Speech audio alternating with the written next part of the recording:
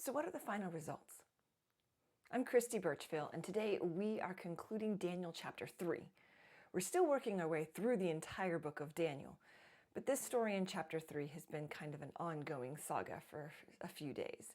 And we see here the last two verses, verses 29 and 30, the final version of this story. King Nebuchadnezzar is continuing to speak, and verse 29 of Daniel chapter 3 says, "Therefore, I decree that the people of any nation or language who say anything against the God of Shadrach, Meshach, and Abednego be cut into pieces and their houses be turned into piles of rubble, for no other God can save in this way." Now, several days ago, we identified a specific issue that came up that led to a lot of these things that had to do with really anti-Semitism and the people not liking the Jewish people. They worshipped different God than they did.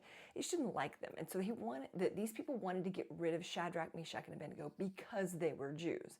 And so they found something that would also make the king angry and decree against them.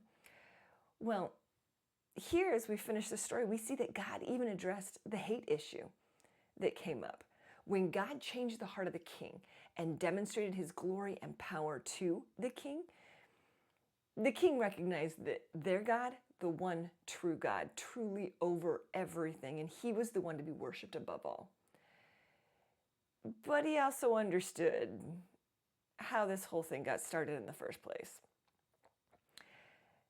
Here we see the king praising the one true God and also protecting the Jewish people from any further acts of anger and violence that could have come as a result of this. When we think about situations we go through, we can rest assured God sees the entire picture of everything that we're going through. He truly understands what needs to happen in order to make sure everything is taken care of. He's a God about details, and he understands the little details, cares about them, and ensures that they are addressed. He did it here.